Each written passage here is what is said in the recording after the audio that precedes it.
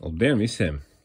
Šis būs stāsts ar atpakaļošu datumu, ko varētu nosaukt veca mašīna ar vienkāršu sistēmu, arī var pačakarēt smadzenes.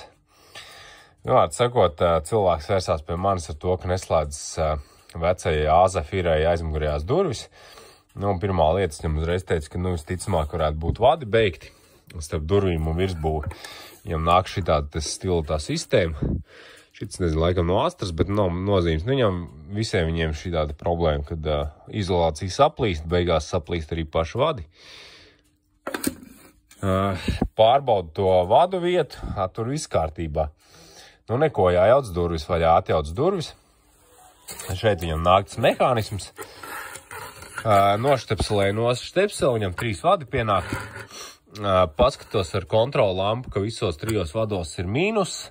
Tātad saikne ar vadības bloku ir. Tad domāju, tad ir viss jāmaina no slēdzienu.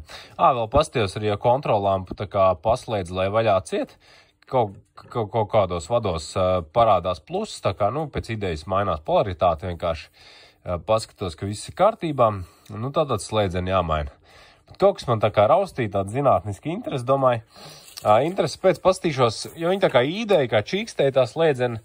Domāju, apstīšos, vai viņi tur noķīlējas vai kā, jo man ir tāds barošanas bloks, kur var redzēt to patērēto amperāžu tajā brīdī, kaut ko pieslēdz.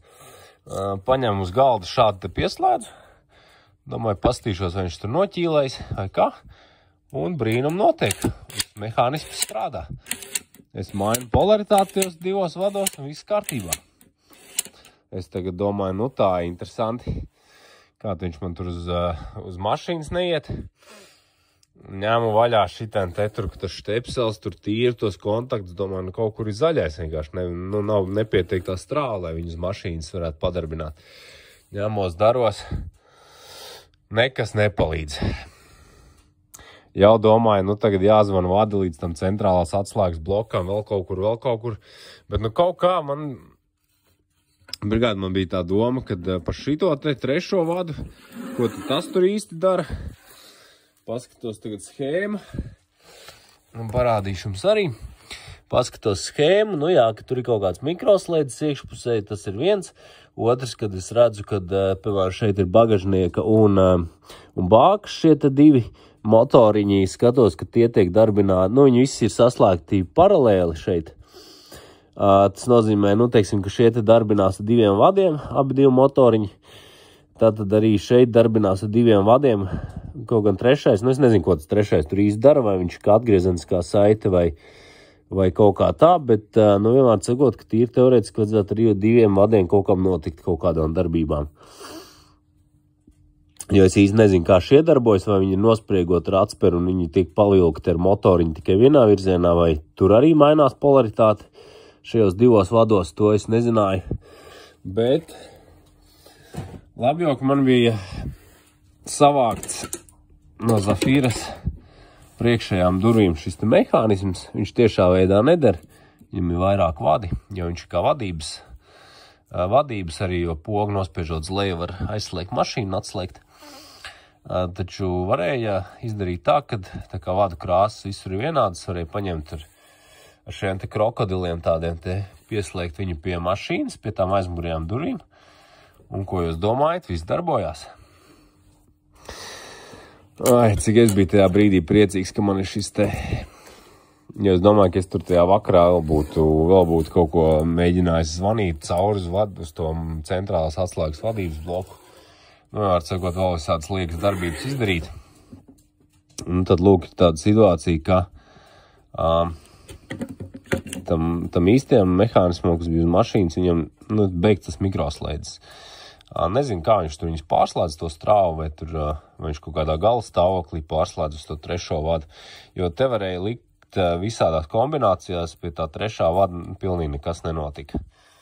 Jo viņam ir beigts tas mikroslēdzīts, bet tā viss principā darbojās. Tad lūk, tā morāla tāda, kad principā uz ātru roku nevar izdarīt secinājums. Jo principā, nebūtu varbūt, man nezinu, tas otrs mehānisms. tad es tur sāktu uz to mašīnas pusi stipri sliekties, ka tur ir kāda problēma. Ja man viņš uz galda darbojās un tur nebija nekāda šausmīga ampēra, tad nerādījās tajā brīdī, ka viņš tur darbojās, viss bija normāli. Nu jā, tad man likās dīvaināk, ka viņš var darboties uz galda viss kārtībā, uz mašīnas neiet. Bet, nu jā, šitien vadi bija visi smuki veseli, tad man palika variants pa kaut kādiem oksīdiem kaut kur pa starpu, kur vēl. Tā man gāja ar Opeli, tā kā, nu, veca mašīna, bet palauzīt galvu nācās. Jā, protams, var teikt, ka tur varēja paņemt saslēgt osciloskopu pie visiem 3 vadiem, tas skatīties, kā viņiem tie impulsi, kādās kombinācijās tur ir, bet, nu, tas viss prasa laiku, un tad, nu, dažreiz ir vieglāk, tā kā, ja ir tā iespēja uzsprost kaut ko ejošu un pamēģināt ejošu, tad droši vien, kad nav slikts arī tas variants, jo tādā veidā ietaupās laiks, un līdz ar to arī klienta nauda. Tā kā tā.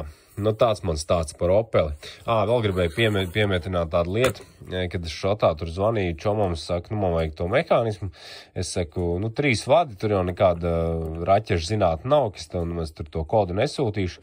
Bet viņš teica, ka tas kods tomēr esot ļoti svarīgs, šiem burti, jo viņam elektroniskā daļa neatšķirās, bet viņam atšķiroties šīs te daļas, kur nāk šīs te trosītes klāt, ka tur atšķirās, teiksim, nu, ja te cits kods, tur var nederēt tīri mehāniski viņš. Tā kā tas arī jāņem vērā. Tā kā tā. Labi, paldies, kas noskatījās un ieliekat īkšķi.